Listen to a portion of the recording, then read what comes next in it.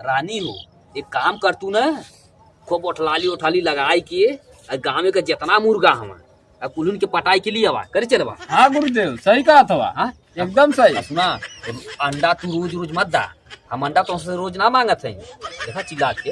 हाँ हाँ अंडा रोज तुमसे ना मांगत है हम, अंडा तू 5 दिन पे एक से दा और गाँव के जितना मुर्गा हम कुल के पटाई के लिए आवा, उठलाली लगाला, बिदिया लगाला, है यहाँ उठवा घगरा पहिल जा, एक बात का नाम है कि लेकवा कुल के पटाई के ये चलवा। हाँ गुरुदेव छपिया के पटौले के माले बुझे भेजा ऐलान पे कर माल हो जैसे एक काम कराइले के बाद ना तू कब बिल में घुस जाया, और बाद जब वो मुर्गा पीछे से बस हमने पहट के चलवा। हाँ गुरुदेव सही जुगाड़ लगला। साजी का पौवा काम हो जाएगी। अब बहने से तुम्हार ड्यूटी यह हो, रोज एक मुर्गा तू पटा के ओके बहका के लिए दरबार, रोज एक मुर्गा पटाए के पहकाए के लिए आवा, ठीक है।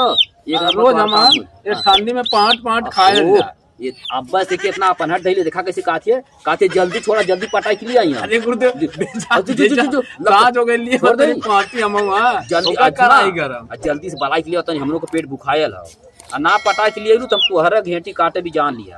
चल छोड़ दिया जो देख के लेके आवे।